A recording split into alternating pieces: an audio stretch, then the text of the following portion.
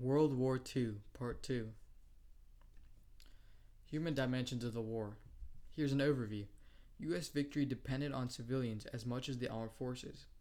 The government encouraged factories to start pumping out war goods, and U.S. was the chief supplier of arsenal for the Allies. Women took deployed men's place in the workforce.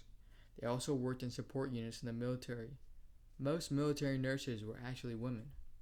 Even before the war, Congress established a draft in which every man, ages 21 through 35, had to sign up for military service. Unemployment declined from 25% in 1933 to 1% in 1944. The Civil Air Patrol and the Mosquito Fleet helped stop German U-boats. More than 1 million African Americans served in the war, but they still faced a lot of racism. That led to the WWII campaign, V for victory in the war, but also V for victory against racism within. The U.S. financed the crazy cost of the war by selling war bonds. A bunch of celebrities were pushing the war bonds really hard, and musicians even wrote patriotic songs to boost the sense of nationalism. A production focusing on war materials led to a shortage of many other goods. For example, clothing, sugar, meat, and gas. People had to buy all of these things with coupon books as a means of limiting how much of a good a person could buy. Allied strategy and leadership. An overview. The goal of the Allies was to beat Hitler and then focus on Japan. They were split on the European and Pacific fronts. Here's a background. Pre-Pearl Harbor, U.S. assisted the Soviet Union in fighting off Hitler's attacks. Hitler's attacks on the Soviet Union backfired really bad. He had initial success, but the harsh winters of Russia destroyed his troops. And on D-Day, which was on June 6, 1944, a huge Allied push eventually liberated France. After D-Day, Russia and other allies stormed Germany and forced them to surrender in 1945. While Germany was controlling Europe, Japan controlled most of Asia.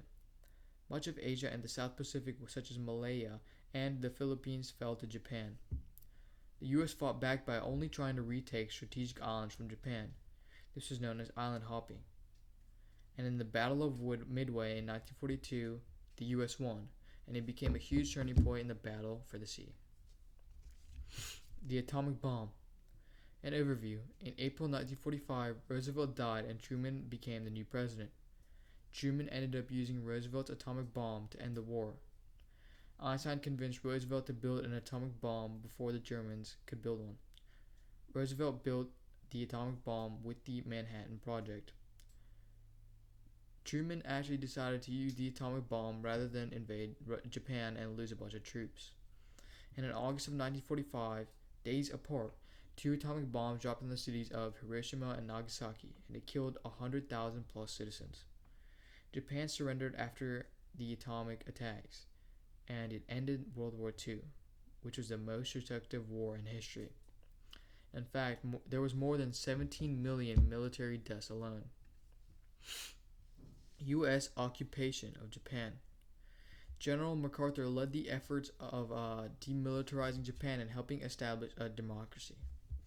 Japan was forced to adopt a new constitution that created a democracy, but a constitution that also banned the raising of an army or a navy.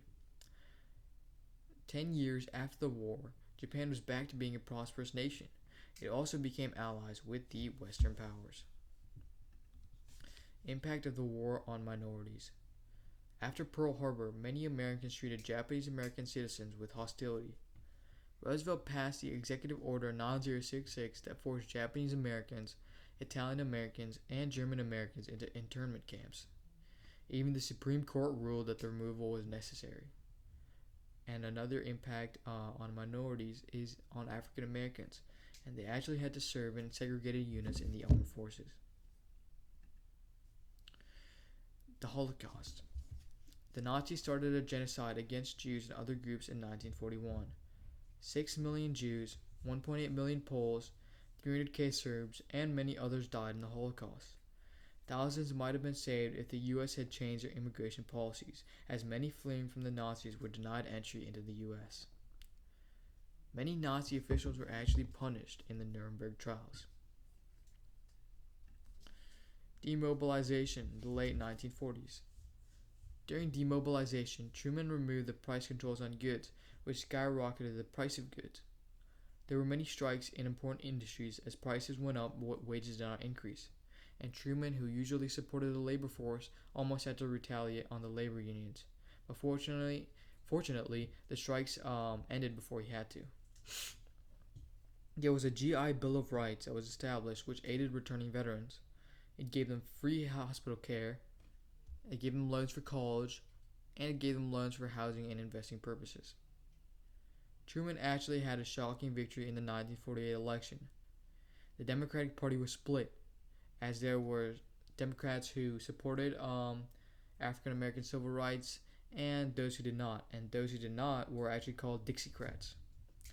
Polls showed the Republican nominee, named Dewey, winning by a lot, but Truman ended up winning due to his energetic campaign and support from the labor force, farmers, and minorities. Demobilization continued. Republicans won Congress post-war and battled with Truman. They passed the Taft-Hartley Act that limited the power of labor unions.